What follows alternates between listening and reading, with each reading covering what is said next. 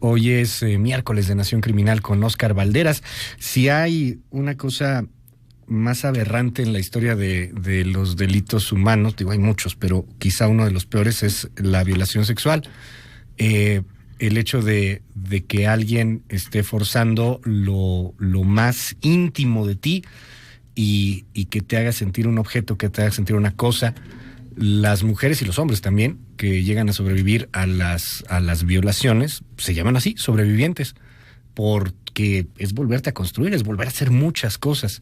Y en México la violación es algo muy común, más común de lo que nos gustaría que fuera.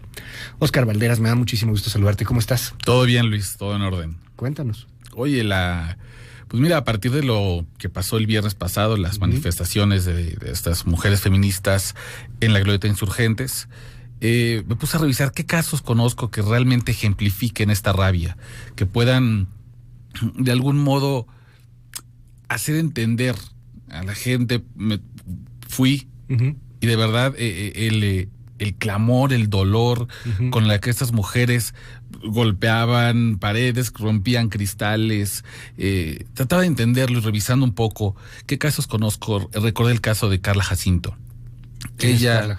Carla Jacinto es una sobreviviente de explotación sexual, que su historia es terrible por dos cuestiones. La primera es la edad con la que fue captada, con la que inició un cautiverio de 4 años en Irapuato, en Guadalajara y Puebla, sometida a violaciones tumultuarias todo el tiempo, prácticamente 50, 60 servicios al día, Luis. Y por otro lado, la suma que hace Carla Jacinto de cuántas violaciones sufrió durante ese cautiverio. Ella calcula que alrededor de 43,000 violaciones. Ese es el dato, 43,000. Y ella tuvo que esperar 11 años para poder encontrar justicia en su caso. La justicia llega por fin hace apenas unos días. Su agresor, su victimario, el hombre que la captura, que la mantiene presa durante 4 años en varios hoteles, con la complicidad de autoridades locales en Puebla y Tlaxcala, pero también con la complicidad de policías federales, estatales y ministeriales. Este hombre por fin cayó a principios de este mes. Le llaman el Cepillo y era uno de los grandes pendientes de la justicia mexicana. Pero, ¿qué justicia es esa, Luis, la que te hace esperar 11 años para que tu agresor caiga? Esta es la historia de Carla Jacinto y creo que en gran medida puede explicar esta rabia que vimos el viernes, esta rabia callejera contra la violencia institucional. Es un ejemplo de miles. De los que quieras, ¿no? Vamos a escuchar. La vida de Carla es una historia imposible de contarles sin tener en la mente este número, 43,000. Ese es el número de violaciones que calcula sufrió durante su cautiverio en México. 43,000 penetraciones que le cocharon el cuerpo y el alma durante los 4 años que fue raptada y ocultada en hoteles en Puebla, Irapuato y Guadalajara para que un hombre pudiera cobrar por tener relaciones sexuales con ella. Su desaparición ocurrió en una época que se agotó hace apenas unos años, aunque hoy parece la prehistoria. Aún no comenzaba la guerra contra el narco. Las desapariciones masivas eran un fenómeno que parecía ceñido solo a Ciudad Juárez y el feminismo no estaba en el debate nacional. Era 2004 y Carla esperaba a unos amigos afuera del Metro Pino Suárez, en el centro de la Ciudad de México, cuando un hombre mayor que ella la coqueteó. El tipo era un criminal consumado. En vez de usar la violencia, la enamoró y la convenció de irse a vivir con él y que huyera del maltrato en su casa. Ella aceptó y el país le perdió la pista. Carla tenía apenas 12 años. A esa edad, Carla no sabía de aritmética, pero ya sabía sumar la cuota de servicio sexual que debía entregar todos los días. No sabía de biología, pero ya sabía la anatomía de los viejos y malolientes cuerpos de los pederastas que la pedían por catálogo. No sabía de historia de México, pero ya sabía en la piel lo que las mujeres bravas que protestaron el viernes pasado en la Glorieta de Insurgentes llaman la deuda histórica de las instituciones contra las mujeres. A Carla le sacaron una credencial falsa de elector en un módulo formal del Instituto Federal Electoral. A Carla la abandonaron a su suerte los inspectores municipales que revisaban los hoteles donde fue explotada. A Carla la violaron policías y ministerios públicos. Uno de los recuerdos más dolorosos de esos 4 años de cautiverio ocurrió cuando Carla tenía 15 años y un operativo de la Policía Federal llegó hasta las puertas de un hotel en Capulín, Puebla, donde la tenían prisionera. Aquellos policías que debían protegerla tenían un acuerdo con su tratante.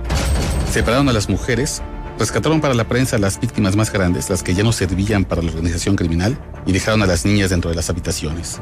Para hacer más terrible aquella noche, Carla fue fotografiada por esos policías mientras la violaban tumultuariamente. Yo veía cómo Gerardo saludaba a los propios federales, a los policías estatales, policías federales o militares que le vendían armas a él, precisamente, que iban hasta su casa. La libertad la recobró al rozar los 17 años. Un hombre que se dio cuenta de su sufrimiento se hizo pasar por cliente para rescatarla. Durante meses pagó por estar a solas con Carla, y en lugar de tener relaciones sexuales, ambos planearon la huida. Un buen día, echaron a andar el plan, y Carla detuvo el conteo de sus violaciones en la pavorosa cifra de 43,000. Desde entonces, el gobierno mexicano carga con una enorme deuda con ella. 11 años de esperar justicia, de contar su historia innumerables veces, denunciar, aportar pruebas, remover dolores para encontrar pistas que llevaran hasta el culpable. Más de una década de ver con desesperación que el obeso aparato de justicia mexicano se mueve en cámara lenta para mujeres vulnerables como ella. Quiere saber con plena certeza que aquel tipo vivía protegido por las autoridades locales de Puebla y Tlaxcala. Esa espera terminó a principios de agosto. Gerardo Altamirano Campos, alias El Cepillo, caminaba impune por el sureste del país sin saber que su blindaje de impunidad se había roto. Los enterados del caso dicen que para no dejar huellas de su paso, pagaba siempre en efectivo. Un día se le agotaron los billetes, fue a un cajero automático y no pudo retirar dinero. Luego quiso usar una tarjeta de débito y tampoco lo logró. Creyó que era solo un día de mala suerte, sin saber que la Secretaría de Hacienda le había congelado las cuentas bancarias. El resto fue la precipitación de su caída. Autoridades federales lo cercaron y lo detuvieron sin un solo disparo en Chiapas. Dicen que tenía la boca seca de miedo, que tartamudeaba y suplicaba piedad con el mismo tono de voz angustioso que tenía sus víctimas. El mismo temblor en la voz que tenía Carla a los 12 años. Las autoridades, hay algunos que hacen su trabajo, hemos visto que hay algunos que no. Sí, en algún momento, pues a lo mejor alguien sobornó a los policías y por eso dejaron pues volando mi expediente. A lo mejor en algún momento lo vieron y lo dejaron ir. Hay personas, hay autoridades que precisamente cuando yo me estaban prostituyendo, personas, autoridades que abusaron de mí con el uniforme, imagínate. Hoy Gerardo Altamirano Campos espera en prisión una sentencia que superaría los 60 años. Y Carla Jacinto, hoy, es un monumento de carne y hueso en el activismo contra la violencia de género dentro de la Asociación Comisión Unidos contra la Trata. Sin embargo, una duda me queda en el aire al contarle su historia. Si Carla Jacinto hubiera sido un momento de piedra o un vidrio roto, tal vez no hubiera tenido que esperar 11 años por la acción de las autoridades.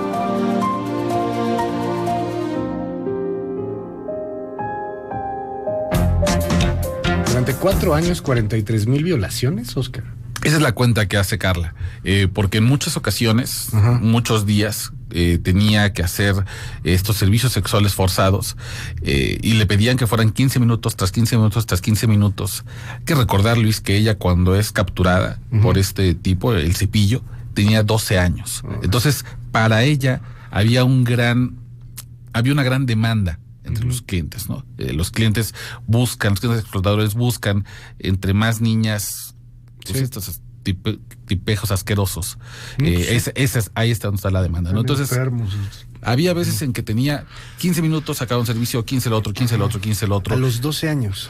A los 12 años, Luis. Y de ahí hasta los 17. O sea, casi llegando a los 17 es cuando logra escapar. Insisto, el caso representa, yo creo, gran parte de las justificaciones que vimos en la rabia del viernes pasado, esta rabia callejera en la glorieta de insurgentes. Hay un aparato de justicia que no está caminando a la velocidad que las víctimas lo requieren, que está ordenado prácticamente para que beneficie en muchos casos a los victimarios cuando son hombres que enfrentan cargos por agresiones sexuales contra mujeres. Y esto termina por corroborar una tesis que en los hechos hemos visto durante muchos años, que el aparato de justicia no hace sentencias y no hace investigaciones con perspectiva de género. Se siguen privilegiando estereotipos de género, en el cual casos como el de Carla Jacinto se estacionan durante 11 años, porque los jueces, los ministerios públicos continúan perpetuando una visión de las mujeres en este país que ya debería haber estado superada. Porque no hacen un carajo de nada. O sea, y es esto, y es un asalto, y es un asesinato, y es droga, o sea, no hacen nada, no hacen absolutamente nada. Es un sistema que está paralizado, obviamente. Me pongo a pensar de pronto, Oscar, en lo que sucede en un país como Estados Unidos, que no es que sea la panacea, pero en Estados Unidos tú eres agresor sexual y cuando vas a solicitar rentar un departamento, por ejemplo, tienes que poner que eres agresor sexual. Claro, tienes que avisar a los vecinos, tienes que tocar puerta en puerta. Y avisar. si vas a pedir un trabajo, tienes que poner que eres agresor sexual. Entonces, casi siempre cuando terminas siendo agresor sexual, que agresor sexual no quiere decir que violaste, ¿eh? O sea, puede ser como los estúpidos estos que están en la calle, que van y hacen toqueteos, que dan nalgadas, etcétera. Puedes tener este sello de eres un agresor sexual y a ver cómo te vuelven a dar chamba, te van a correr de entrada donde estás, o sea, te afectan en tu vida y eso de alguna u otra manera quizá incida en tener un poco más de respeto, pero, o sea, imagínate, eso pasa allá